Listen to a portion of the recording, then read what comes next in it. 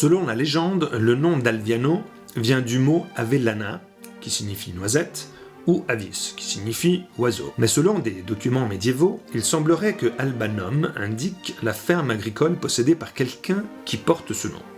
En effet, il en est référence au prédium des gens d'Albia, qui là possédait une habitation champêtre.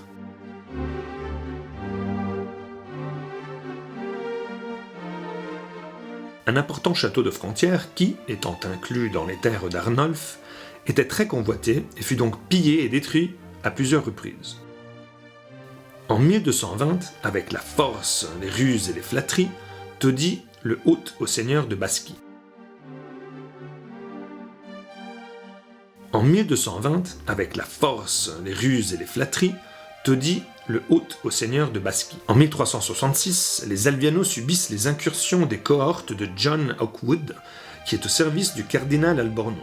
C'est là que la ville décide de renforcer ses propres défenses en se pourvoyant d'une encore plus robuste forteresse.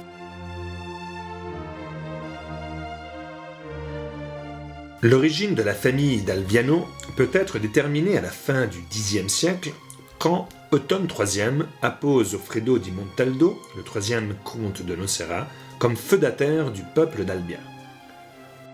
D'autres sources envoient la descendance des familles des Montemarte ou des Trinci. Entre le XIe et le XIIe siècle, les Alvianos étendent leur possession sur toutes les régions du Tibre, en Ombrie, et dans les Marches jusqu'à Camerino. Du côté guelfe, ils doivent se défendre des attaques des Gibelins de Todi. Gardea, située au sommet des monts en direction de Todi, constitue leur meilleure défense. Par la fin du XIIIe siècle, les Alvianos reçoivent le titre de nobles d'Orvieto. Et avec la ville d'Orvieto, ils partagent plusieurs éprouves, comme les alliances et les luttes contre les cités de Todi, d'Amelia et d'autres châteaux de la région du Haut-Tibre.